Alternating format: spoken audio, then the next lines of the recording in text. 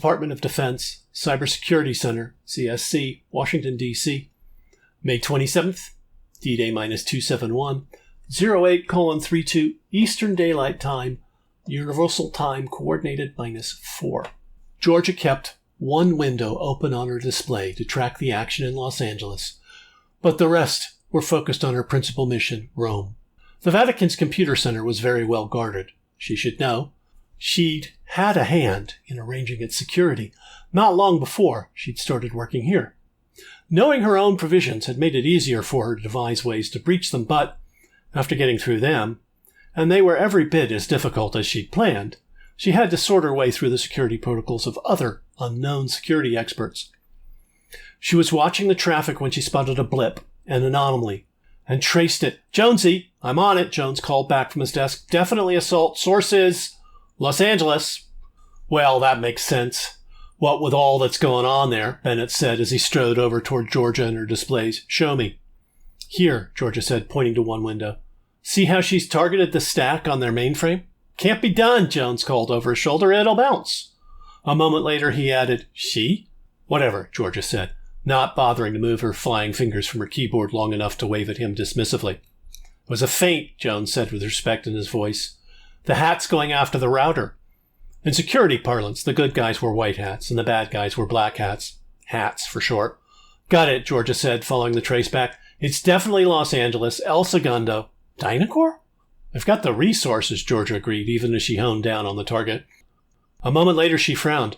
"But it looks like it's coming from UCLA. And USC, LAPD, the mayor's office," Bennett said as he identified the other computer sites. "Geez, someone's got all of LA knocking on the door." "And they bounce," Jones said. Even as he said it, all the signs of heavy network traffic dropped to a dribble and then returned to normal levels. "Yeah, but I'm in," Georgia said, her fingers flying as she brought up a special intrusion routine. "In?" Bennett asked in surprise. "Yep," Georgia said, as a new screen popped up on her display and challenged her. "In Italian." "No," she squinted at it. "Latin. Trust the Vatican to program in Latin."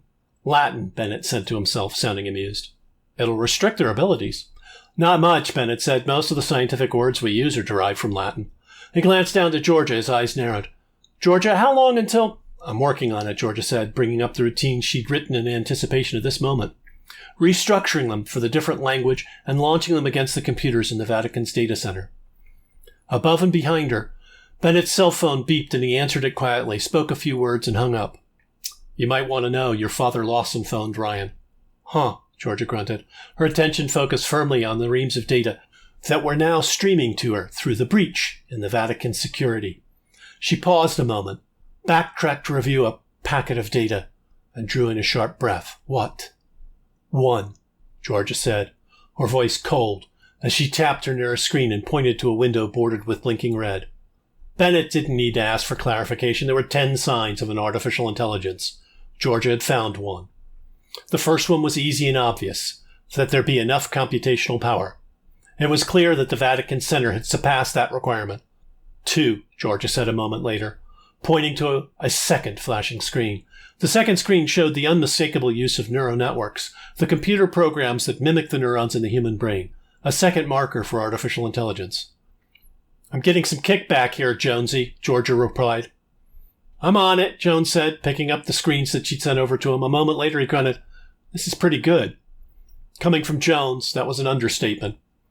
In the world of cyber hackers, there were several top prizes and places where they could go show off their skills and not go to jail. One was DEF CON, another HackerCon, conventions for computer security hackers. Jones had placed second in 3 different events at both, a feat not unnoted by DoD's cybersecurity, who rightly took it as an interest in a job. It was always the case that those who won first prize were watched. Those who won second place or lower were generally ignored. It took a special sort of person to consistently place second, one who'd considered the reactions of others. For all that Georgia considered him an ass, she didn't consider Jones a dumb ass. There were no such people in DoD CSC, and he was very good at his job, better, in fact, than his second-place performance had revealed. "Self-programming," Georgia said, pointing to a string of outputs that appeared on another screen. A few flicks of her fingers, and the windows surrounding it started flashing red. 3, Bennett said by way of agreement.